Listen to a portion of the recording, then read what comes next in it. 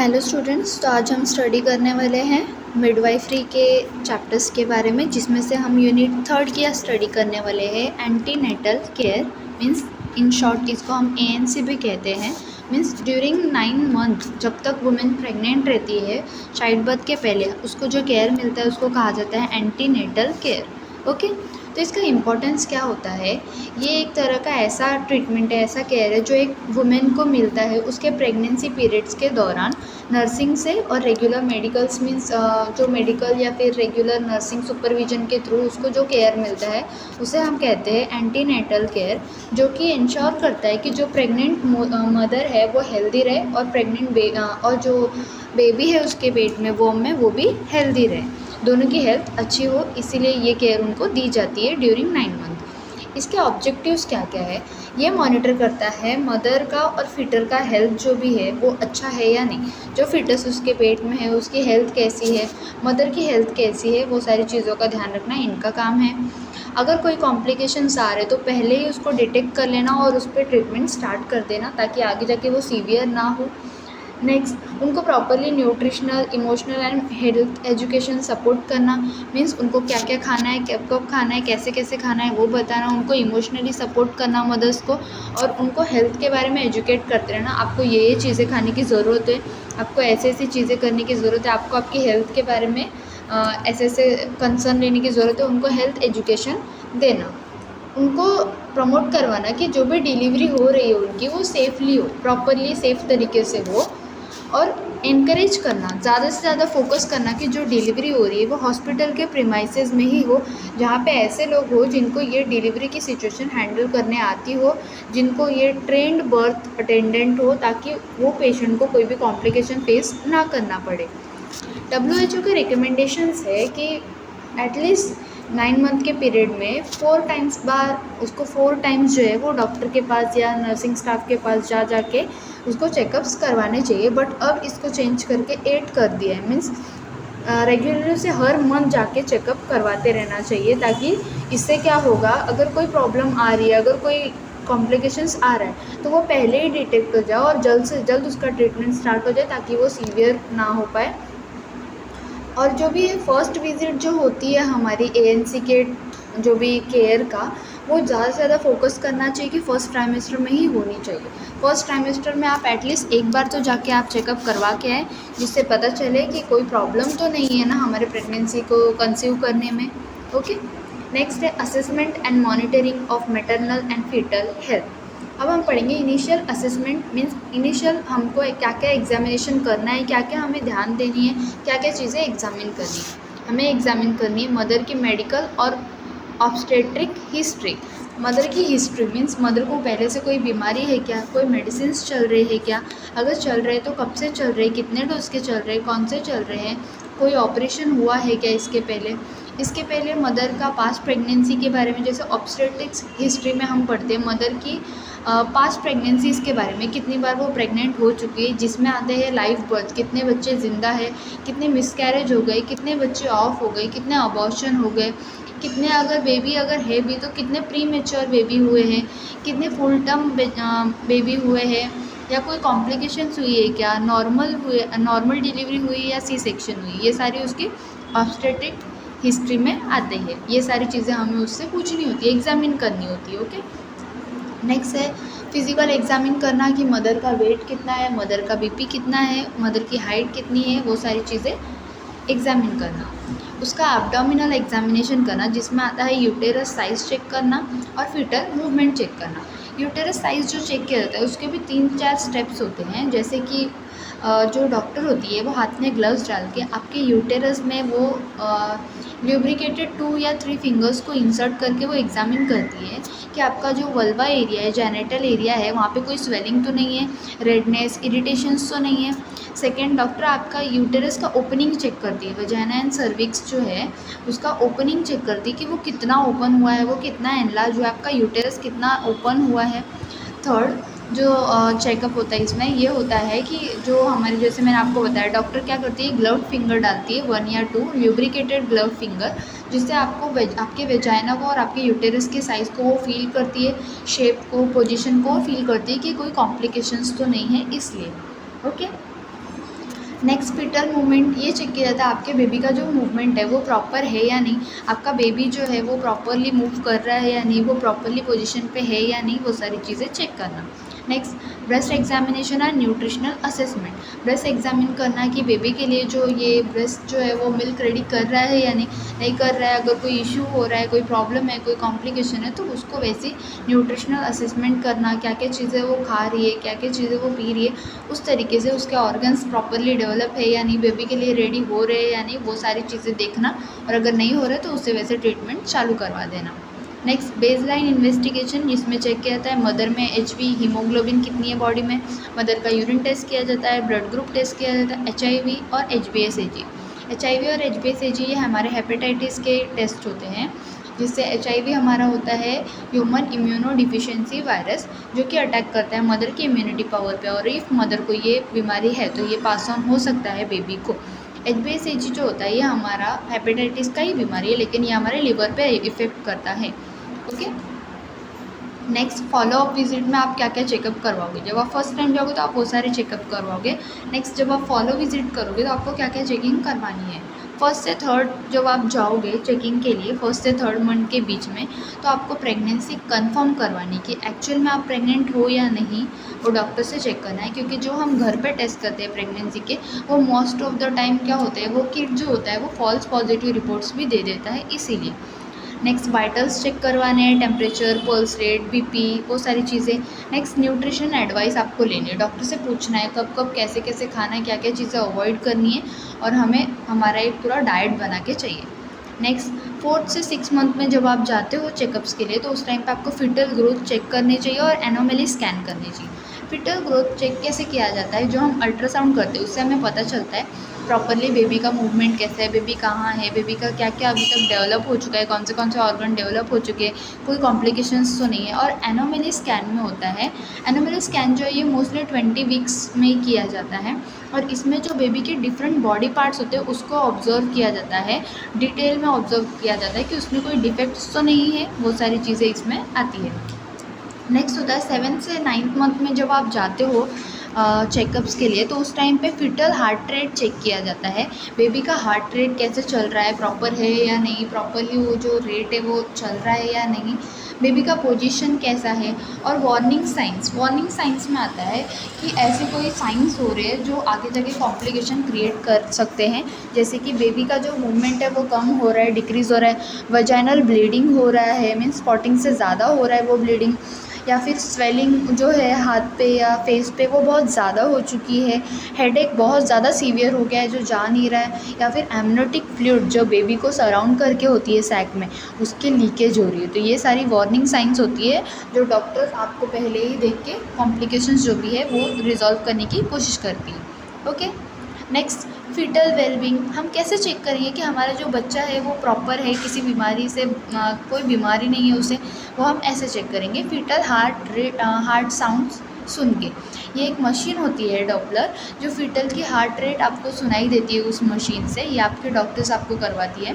ये क्या करती है, जो साउंड्स होते हैं हमारे अल्ट्रा वेव साउंड्स जो होते हैं वो हमारे बेबी के पास भेजती है, हमारे एब्डोमेन से पास करके, जो जाके बेबी के हार्ट रेट से जाके टकराता है और वहाँ से वो एक साउंड क्रिएट करता है, और ये साउंड जो होती है वो हमें सुनाई देती है वही मशीन के ऊपर जिसमें स्पीकर लगे हुए थे।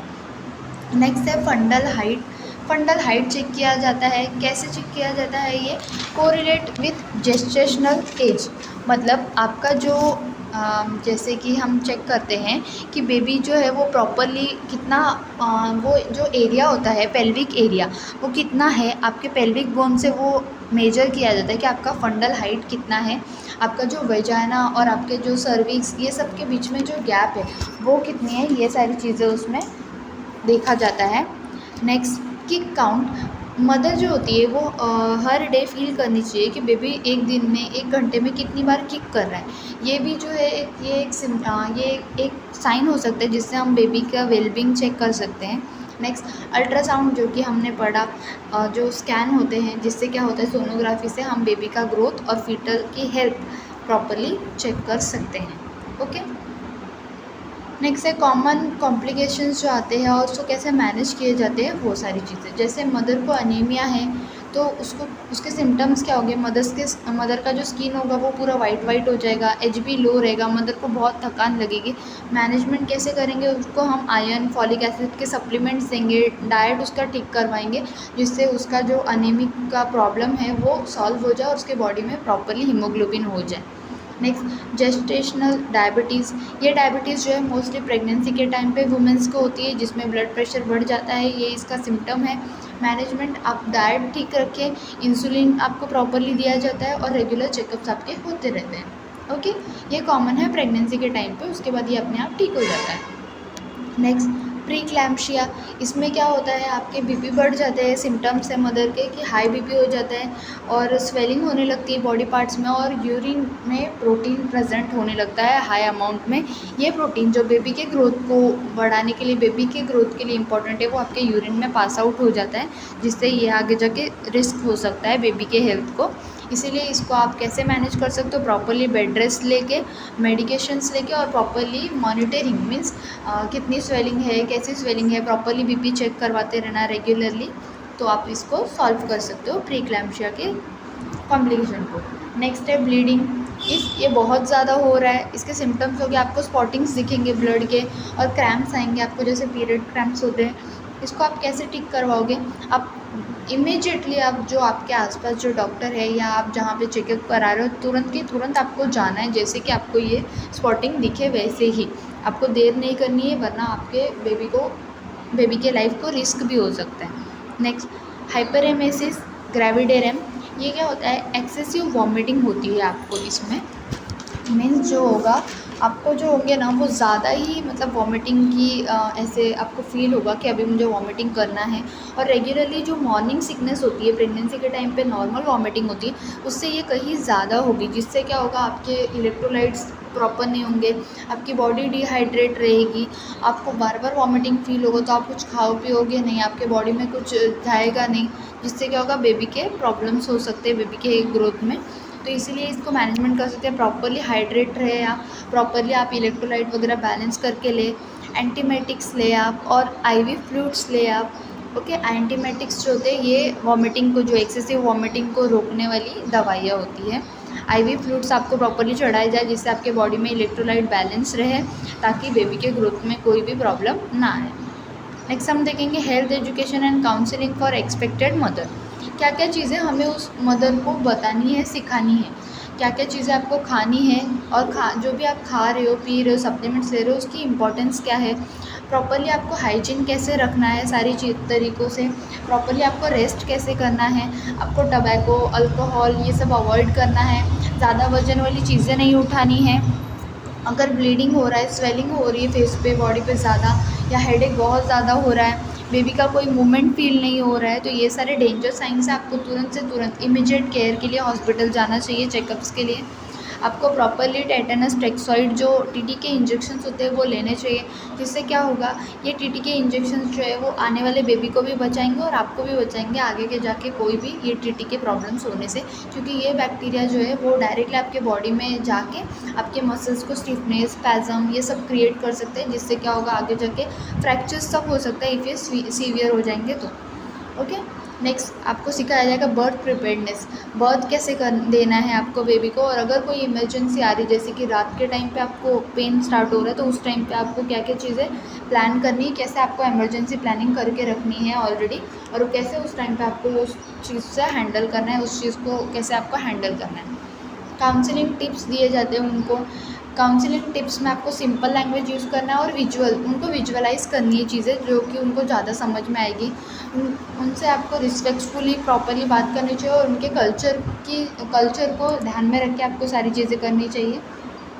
नेक्स्ट, फैमिली के सपोर्ट को एनकरेज करना चाहिए, फैमिली को बोलना चाहिए कि आप उनको सपोर्ट करो, स्पेशली हस्बैंड को कहना चाहिए कि आप आपकी वाइफ को सपोर्ट करिए, उनको ये सारी चीज़ें टिप्स उनको बतानी है, और उनको टाइम देना है कि वो खुल के आपसे क्वेश्चन कर सके, ताकि आप उनको प्रॉपरली इमोशनली भी सपोर्ट कर सके, और उनके क्वेश्चंस जो उनके मन में जो भी डाउट्स आ रहे, कॉम्प्लिकेशन सारे, क्वेश्चंस आ रहे, वो सारे आप उनको सॉल्व करके दे सकें। ओके, नेक्स्ट है preparation of labour and delivery. तो हम फिज़िकली कैसे प्रिपेयर करेंगे हमारी मदर को, हम देखेंगे कि डिलीवरी प्लेसेस कौन से हैं मदर के घर के आसपास, और जो भी हेल्थ सेंटर्स है जैसे कि लोकल क्लिनिक्स जो है वो उनके घर के आसपास कौन से ये सारी चीज़ें हमको पता करके रखनी है, ताकि अगर कोई इमरजेंसी आए तो जल्द से जल्द हम उसे लेके जाएं। हॉस्पिटल्स कौन से आसपास वो सारी चीज़ें हमको पता करनी है। ओके।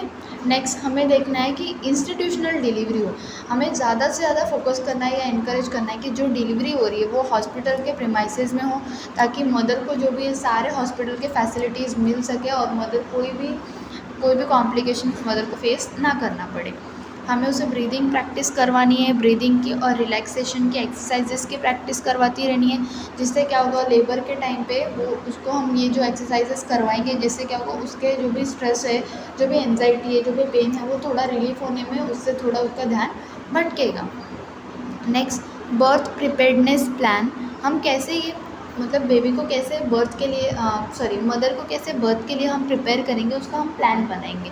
तो कैसे अरेंज फॉर ट्रांसपोर्ट, आपको ट्रांसपोर्ट का अरेंज करके रखना है ऑल टाइम के लिए, मीन्स उनको आपको बताना है कि कभी भी इमरजेंसी की सिचुएशन आ सकती है तो मुझे आपके ट्रांसपोर्ट की नीड होगी, ट्रांसपोर्ट आपके पास रहना ही चाहिए ऑल टाइम के लिए।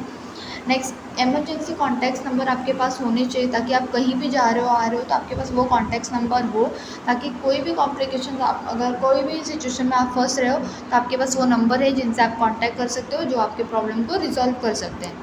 नेक्स्ट पैक डिलीवरी बैग, आपको डिलीवरी बैग पैक करके ही रखना है, जिसमें आपके कपड़े होंगे, आपके जो प्रेगनेंसी के डॉक्यूमेंट्स होंगे और उसमें आपके सैनिटरी आइटम्स होंगे, क्योंकि जब बेबी का डिलीवरी हो जाता है उसके बाद जो ब्लीडिंग होती है उसके लिए आपको वो सैनिटरी पैड्स की ज़रूरत पड़ सकती है। ओके।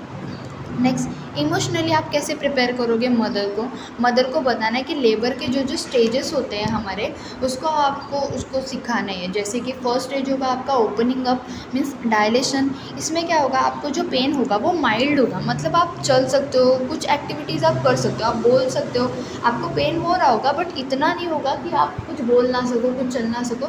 इस पेन में आप चल सकते हो, बोल सकते हो, थोड़े बहुत छोटे मोटे कुछ जो एक्टिविटीज़ है वो आप कर सकते हो। नेक्स्ट जो स्टेज होता है वो होता है अर्ली लेबर, मतलब क्या होता है यहाँ से आपका जो वजाइना ओपनिंग है वो स्टार्ट हो जाता है, मीन्स कॉन्ट्रैक्ट होना स्टार्ट हो जाता है, डायलेट होना स्टार्ट हो जाता है, जिससे क्या बोलते हैं हम बिगिनिंग कहते हैं लेबर की। ओके। इसमें जो आपका पेन होता है वो थोड़ा बढ़ जाता है एज़ कम्पेयर टू स्टार्टिंग के फेज़ में। नेक्स्ट होता है हमारा एक्टिव लेबर, ये जो होता है ये बहुत पेनफुल होता है, मोर स्ट्रॉन्गर होता है ये हमारे अर्ली लेबर से, जिसमें क्या होता है प्रॉपरली जो है आपका जो वजाइना है वो डायलेट हो जाता है, प्रॉपरली आपका वजाइना ओपनिंग होने लग जाता है बेबी को आने के लिए। थर्ड स्टेज होता है हमारा ट्रांजिशन फेज, जिसमें क्या होता है वजाइना पूरी तरीके से ओपन हो जाता है और वहाँ से हमको बेबी का हेड तक विजुअलाइज होने लग जाता है, और ये फेज़ जो होता है बहुत ज़्यादा पेनफुल होता है। इस फेज़ में मदर को बहुत ज़्यादा nausea, vomiting, mixed feeling, pain, fear, anxiety सारी चीज़ें एक साथ होती है उसे, और उसे ऐसा लगता है बस पुश करके बेबी एक बार बाहर आ जाए। तो उस टाइम पे जो नर्सेज है, जो मेडिकल टीम है, उन्हें उसे प्रॉपरली सपोर्ट करना चाहिए। Yes yes you are doing great, हो रहा है, बस बेबी बाहर आ ही रहा है, बस थोड़ा सा और पुश करिए, ना कि आपको उन पर चिल्लाना है, गुस्सा करना है, उन पर हाथ उठाना है। ओके।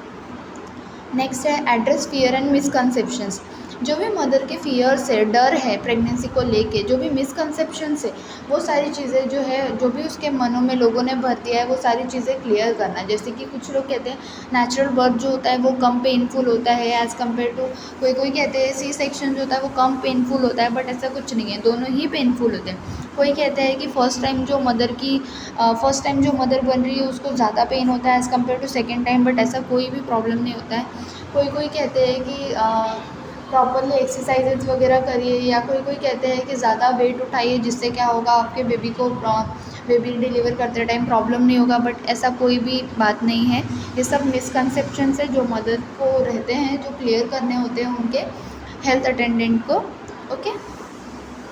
इन्वॉल्व द पार्टनर और सपोर्ट पर्सन, जो भी हमारे जो नर्सिंग स्टाफ से या फिर जो भी प्रेग्नेंट वुमेन है उन्होंने नर्सिंग स्टाफ को कहना चाहिए कि हमारे जो भी सपोर्टिंग पर्सन है, जो उनको सपोर्ट कर रहे हैं या जो उनको रिलीफ फील करवाते हैं, उनको उनके पास रखना ड्यूरिंग लेबर के टाइम पे, ताकि इनको उनसे एक सपोर्ट मिलता रहे, इनको एक मन में रहे कि हाँ हमारा पर्सन हमारे साथ में और वो पर्सन हमारा केयर कर रहा है और वो पर्सन हमको रिलैक्स करवाने में हेल्प कर रहा है। तो ये था हमारा पूरा इस बार का मिडवाइफरी जो हमने पढ़ा, उसमें एंटीनेटल चेकअप्स जो थे वो ये सारे थे। Okay, thank you.